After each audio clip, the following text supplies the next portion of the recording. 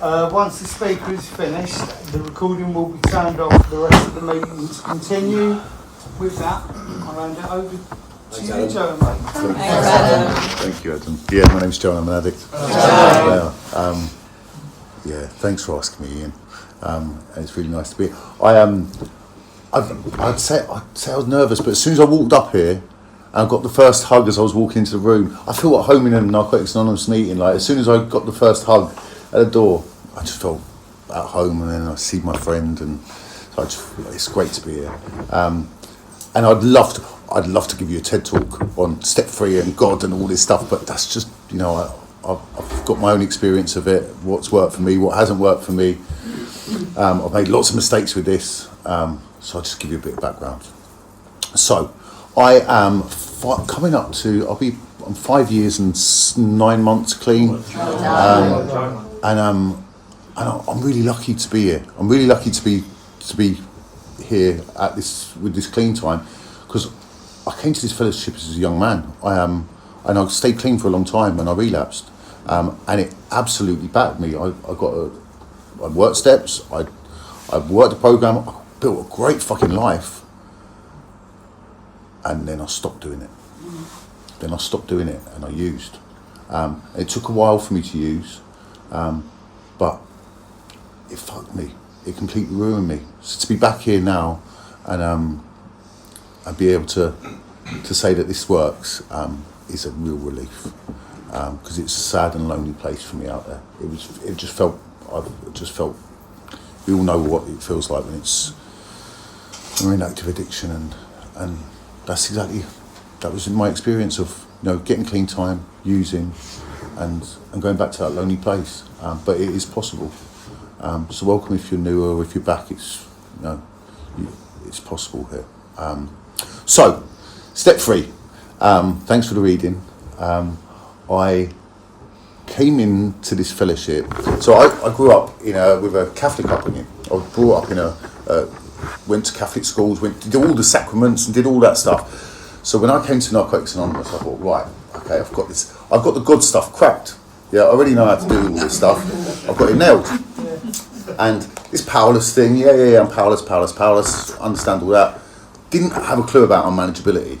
And I didn't know who I was. And I knew a lot of prayers, because I'd learnt them at school. Didn't know what they meant.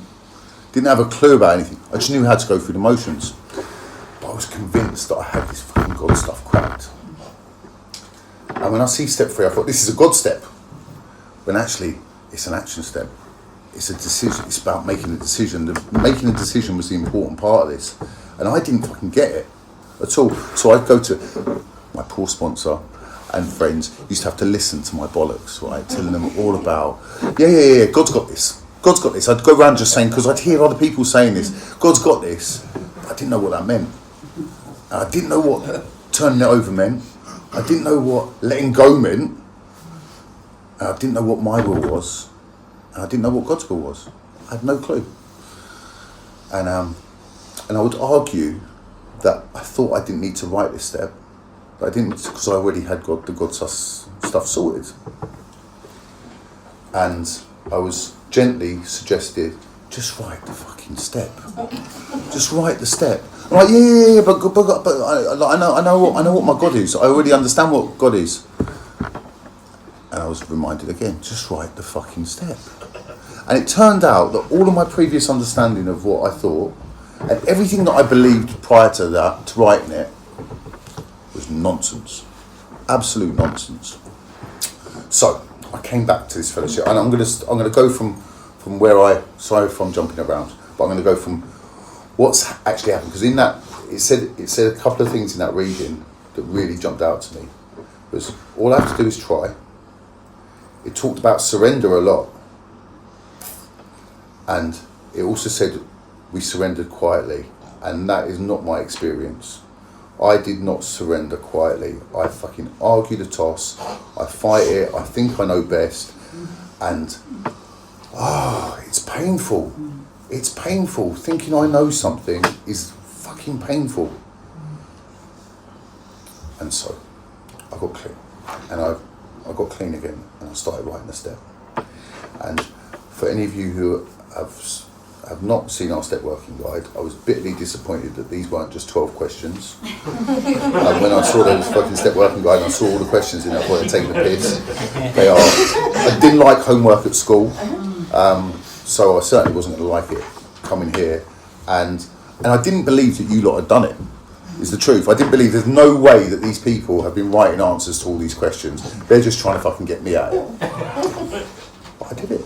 And I started writing it, and I started peeling back layers and started finding out what's going on.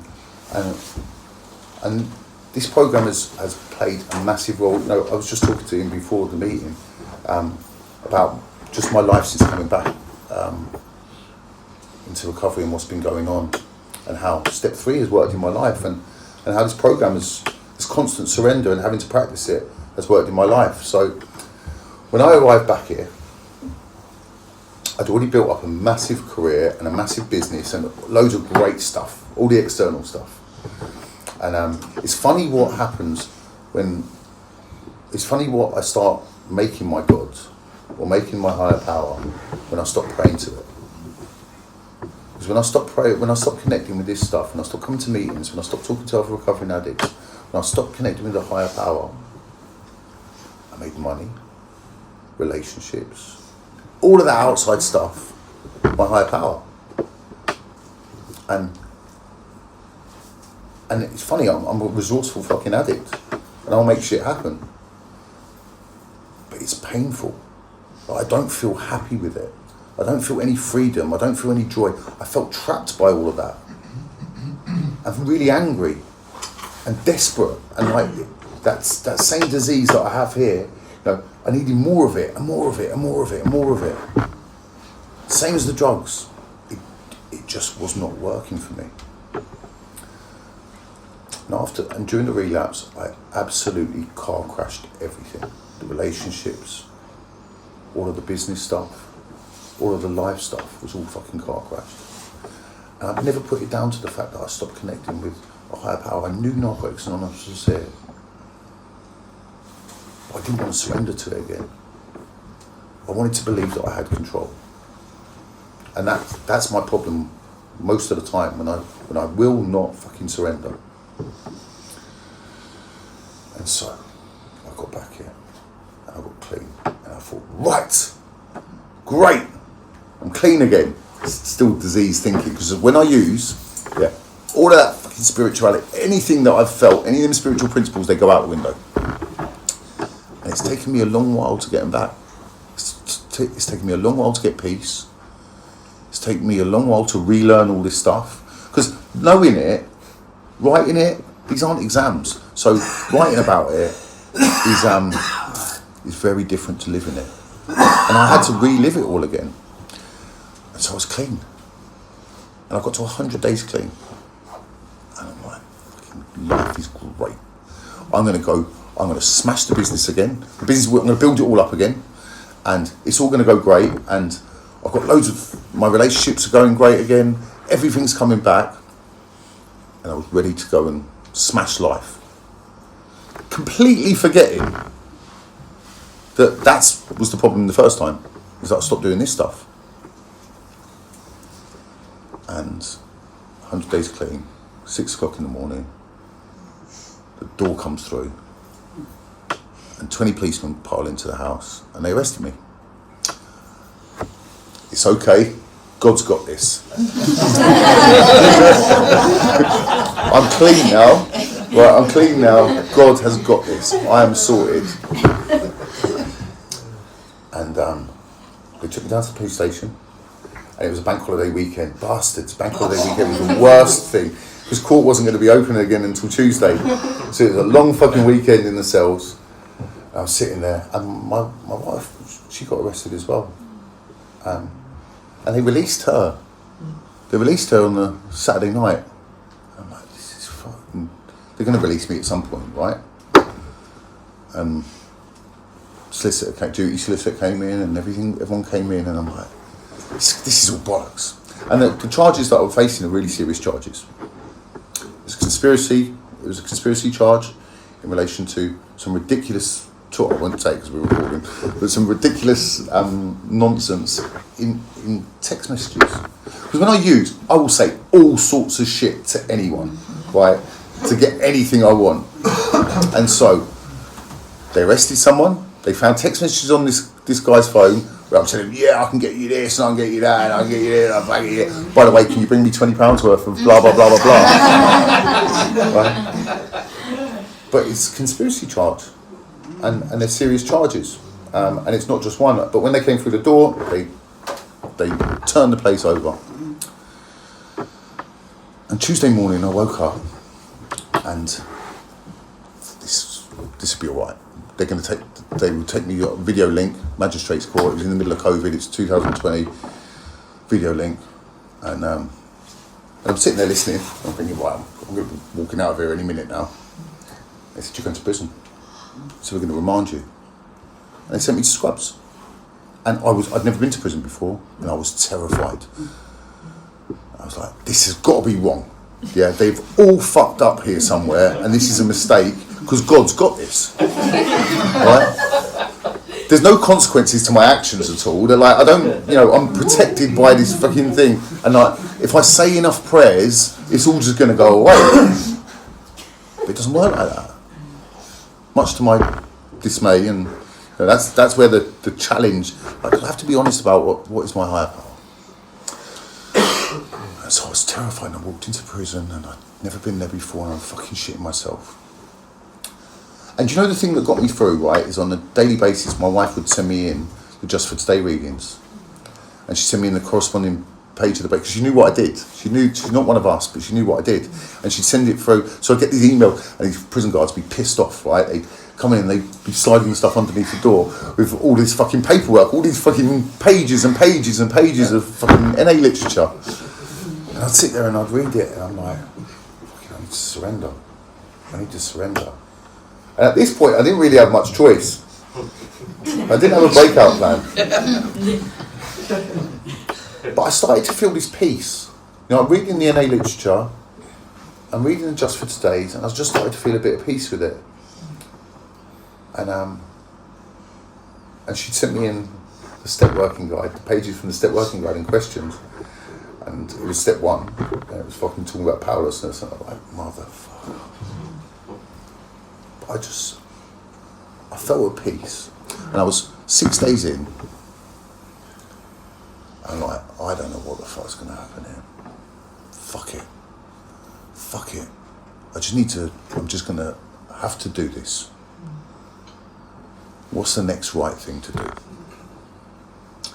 I'll get a phone call. I'll go down. I've got bail.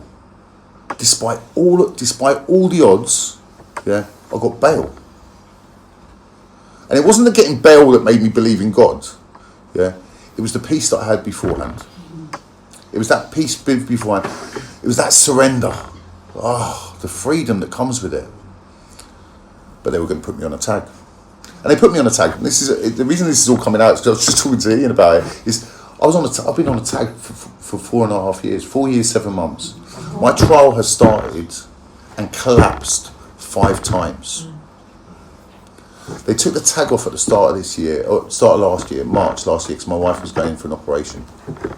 And every time I've gone to trial, yeah, I show up, I'm like, I'll be going away double digits. What do I do? What am I going to do? I can only do and it really became as simple as this for me. Yeah, life on life's terms was going to happen. If I use, I'm fucked, I'm going to jail. Yeah. Part of the reason why I'm out here is because I'm clean. So what's the next right thing to do? Okay. Get a sponsor. Write some steps. And keep practicing this stuff. And do you know what? As I've been doing it, it's not magic. Yeah. As I've been following the program, all of a sudden, every time I go to trial, I feel a little bit easier with it. And every time I practice surrender, it gets a little bit easier. Because it says it in that reading. It's practice. It doesn't come easy. There's not just one. Certainly for me, it hasn't just been once. Yeah, I don't just come here, say a fucking prayer, and it works. On a daily basis, I have to remember what the diseases I suffer from, that I have to read the readings, I have to pray, I have to meditate, I have to check in with other recovering addicts, I have to go to a power greater than me. I am not that fucking power. My thinking is fucked. I can't come here and think my way out of a thinking problem. It hasn't worked. So I need to go to this power greater than me. And so I wrote the step work. And it started to get easier. And this year, we started a new journey, my wife and I.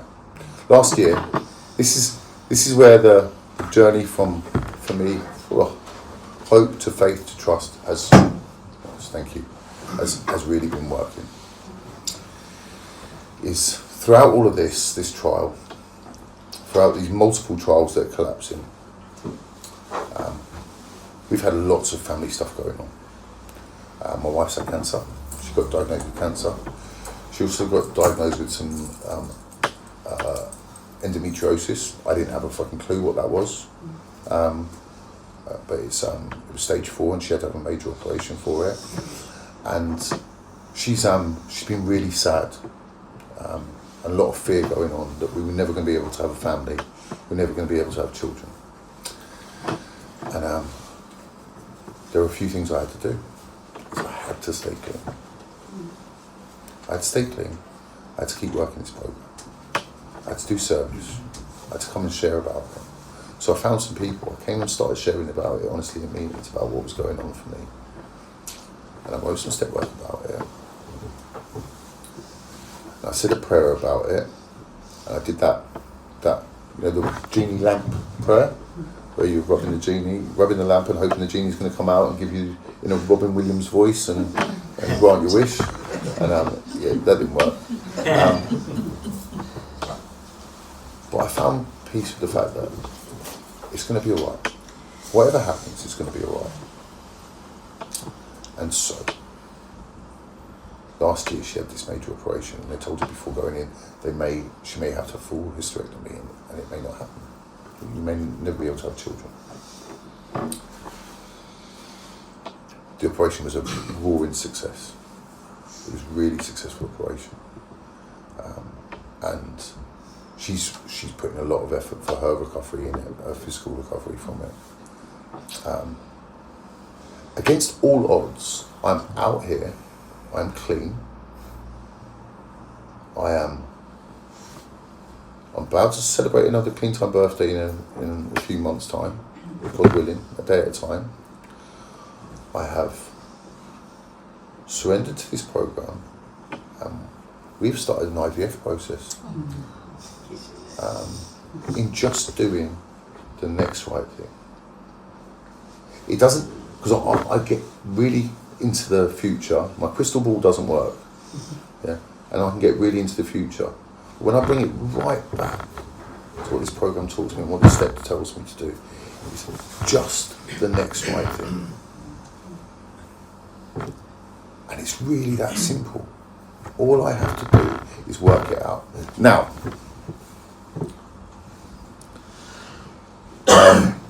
I love a bit of prayer and I love a bit of meditation, but the truth is, my experience is, I need you lot.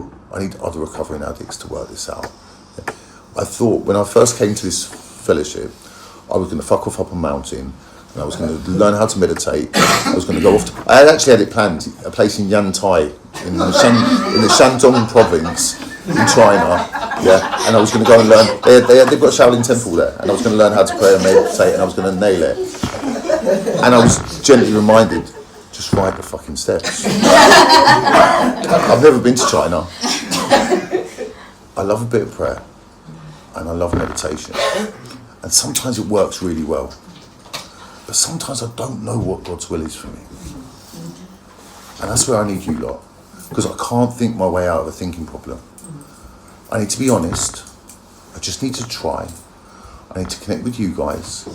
I need to practice what you lot are doing, and I need to check my thinking, because I can sometimes pray, think I've got the answer, think I know what God's will for me is, or a higher power's will for me is, and fucking get it really, really wrong.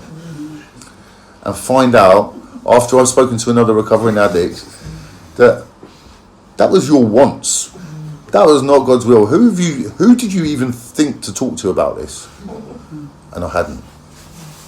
There's a whole process for this. I'm still in it. I'm still learning. It works sometimes. Sometimes it doesn't, but all I've got to do is try. That's all I've got to do is try. The one thing that I'll wrap up on this is I thought this step was about working out what God was. I wasted way too much time trying to work out what God is. It doesn't matter. It doesn't matter. All I have to do is write the fucking step, work the fucking step, and give it my best shot. It's that simple. It's really gentle. It's a really loving program. I'm clean today because of it. Sometimes I feel really peaceful. Sometimes I feel really manic. But all I've got to do is try. So I'll leave it there. Thank you. Thank you, John. That was bloody brilliant.